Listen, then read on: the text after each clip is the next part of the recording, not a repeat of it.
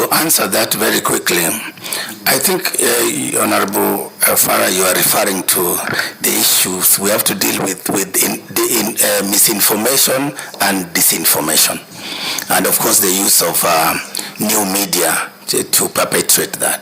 I think that's one of the things that as a commission we will be alive to, and we will work with the various stakeholders and industry players to see how we can mitigate the negative impacts of that, while actually amplifying the positive aspects of that.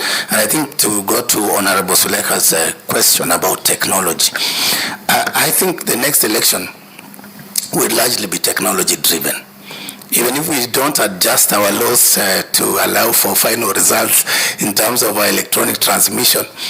But I think out there, in terms of mobilizing our young voters to vote, in terms of educating them on the voting processes, in terms of encouraging them to turn out, technology, for example, the chatbot and other apps will come into play. Instagram, TikTok, all these platforms. As a commission, or personally, in order to encourage our youth, we will work with the leaderships of the youth in this country to identify those opportunities in the digital space. Thank you.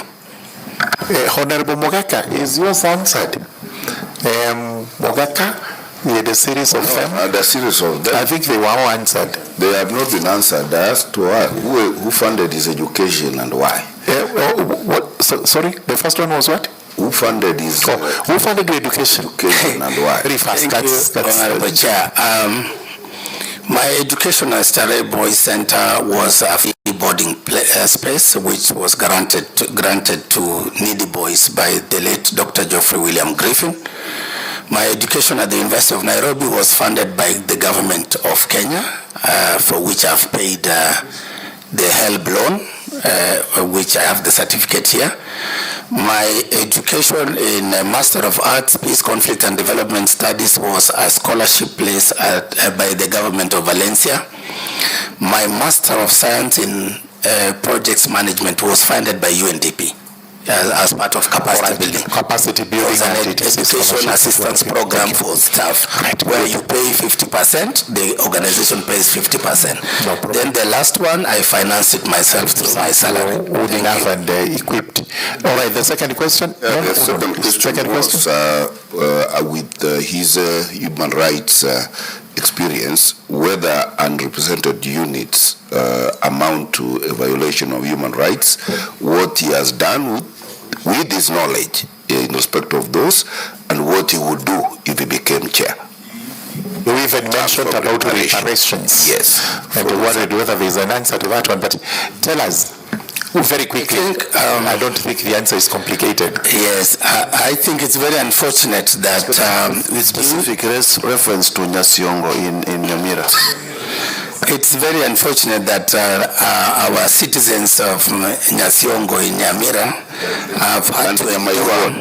have had to endure this unfortunate situation where they have had their representatives, and indeed there are many other constituencies and wards, and that is again, Chair, because there was no IEBC in place, and yet the law says the commissioners must be there to conduct these elections.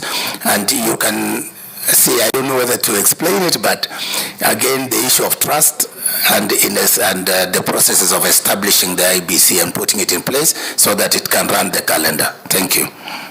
All right, I think about ongoing election campaigns. Yes. Is that I don't know whether there is any ongoing election campaigns, or is sensitization, or it is campaigns, or is sensitization, or it is people expressing their freedoms to associate, assemble, and everything. I don't know what your chairman is. Article 38 of our Constitution gives us our political freedoms, but also there are also those rights, including the rights of association, freedom of speech, and all that. So, I mean, and Kenya is such a vibrant society, and And I thank God for that. We should be proud as Kenyans that we have a constitution that gives us these rights. I have visited some countries, and the moment you land there, you can see gloom and what people are not engaged in this conversation even about their governance and leadership and their future. Thank you. As in closing, I know we're I've just seen the replying affidavit, and there's a question that arises from paragraph 3. The nominee, Mr. Tekon, you say you have never been a member of a political party. Is that what you are telling this committee? And as you are closing, I still asked your Luo and Spanish connections. I will deal with the Luo and Spanish connection, number one. Number two is, yes, he says he's not been a member of a political party. Is it true? But we've never belonged to a political party. For the record, I've not been a member of any political parties, and I have a clearance certificate to that effect. That one is talking about as we speak today. Yes. But in when you joined Honorable Nanok, were you not a member of his party? That time, I remember when I joined Honorable Nanok, I was never in the political So you've space. never registered with any political party in the country? Ever since. Not that I know, but I know I have never taken that conscious step to register. But I hear maybe you are registered different. Here some in this country we know we belong to different parties which you didn't register yourself. Okay. Are elections rigged in the country?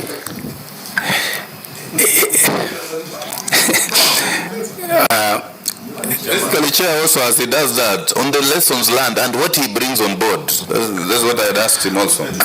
I think, Honorable Chair, the elections in Kenya, I think over time that there's been a lot of improvement in the way we manage our elections. Let's give credit where it's due. But we cannot also deny the fact that there have been challenges here and there, including some incidences where there have